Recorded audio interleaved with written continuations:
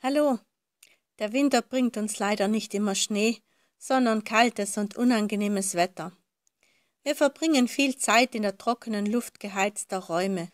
Das macht uns anfälliger für Grippe, Husten und Schnupfen.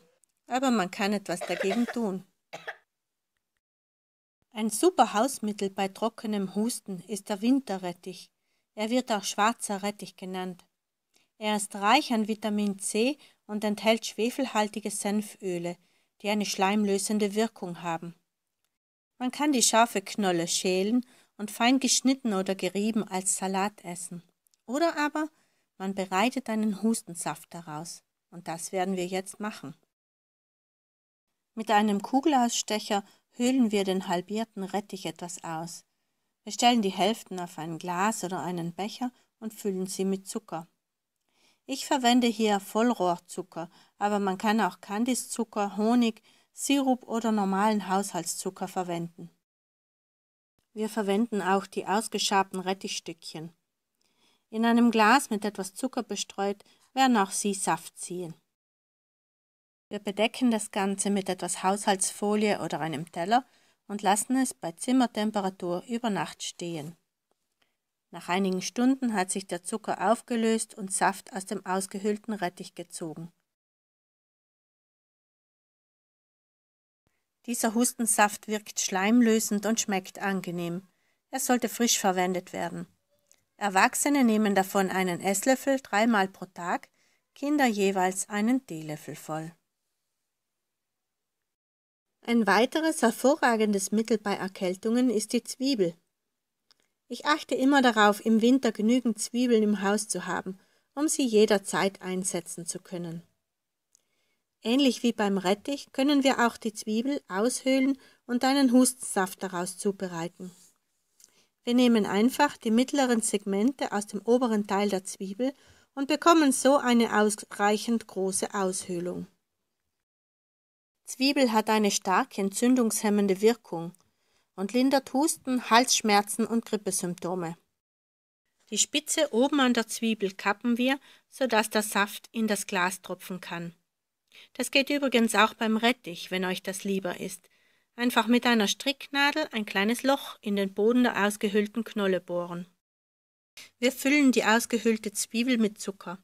Je gröber der Zucker ist, desto länger verbleibt er in der Zwiebel und kann also mehr Saft ziehen. Hier habe ich rohen Rübenzucker verwendet. Nach gut 12 Stunden bei Zimmertemperatur hat sich der Zucker aufgelöst und es ist Zwiebelsirup im Glas. Er sollte nicht zu lange aufbewahrt werden und wenn, dann im Kühlschrank. Erwachsene nehmen davon einen Esslöffel, Kinder einen Teelöffel, 3-mal am Tag. Er schmeckt übrigens nicht schlecht. Die ausgeschabten Reste der Zwiebel können wir zum Kochen verwenden. Aber nicht nur. Ihr kennt das sicher, beim Zwiebelschneiden muss man weinen und die Nase läuft. Genau diese Eigenschaft der Zwiebel können wir uns bei einer verstopften Nase zunutze machen. Wir geben die grob gehackte Zwiebel in ein Stofftaschentuch und knoten ein kleines Bäckchen. Dieses legen wir in Kopfnähe ins Bett und atmen die Schwefeldämpfe beim Schlafen ein. Dadurch schwillt die Nasenschleimhaut ab und wir können besser durchatmen. Eine andere Möglichkeit, Zwiebeln mit ins Bett zu nehmen, ist der heiße Zwiebelwickel. Dazu schwitzen wir gehackte Zwiebeln in etwas Butter oder Öl an, bis sie goldgelb sind. Für Kinder reicht meistens eine halbe Zwiebel. Bei Erwachsenen können es auch schon mal 2 Zwiebeln sein. Wer möchte, kann etwas Thymiankraut mitdünsten. Thymian wirkt schleimlösend und krampflösend auf die Bronchien und riecht angenehm. Allerdings schafft er es nicht, den Zwiebelgeruch zu überdecken. Der heiße Zwiebelwickel wirkt lindernd bei Bronchitis und kommt direkt auf die Brust des Patienten. Dafür verwende ich bei Kindern ein Stofftaschentuch, bei größeren Leuten ein Küchenhandtuch oder eine Stoffwindel. Über den Wickel lege ich nochmal ein Tuch oder ein Handtuch, damit die Wärme möglichst lange erhalten bleibt und der Wickel nicht verrutscht. Die gedünstete Zwiebel wird mittig auf das ausgebreitete Tuch gebracht und das Tuch von allen Seiten sorgfältig eingeschlagen, damit die Zwiebelstückchen drinnen bleiben. Wichtig ist dann, die Temperatur zu testen und es eventuell etwas abkühlen zu lassen, bevor der Wickel auf die Haut kommt, damit es keine Verbrennungen gibt. Diese Hausmittel können bei leichten Wehwehchen angewandt werden und um die Heilung zu unterstützen. Sollten eure Beschwerden aber länger andauern, sich verschlimmern oder gar Fieber dazukommen, wendet euch unbedingt an euren Hausarzt und befolgt seine Ratschläge. Das war's für heute.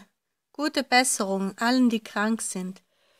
Wenn euch das Video gefallen hat, gebt uns ein Like, schreibt einen Kommentar und abonniert unseren Kanal Hennenglück im Biogarten. Danke und bis bald.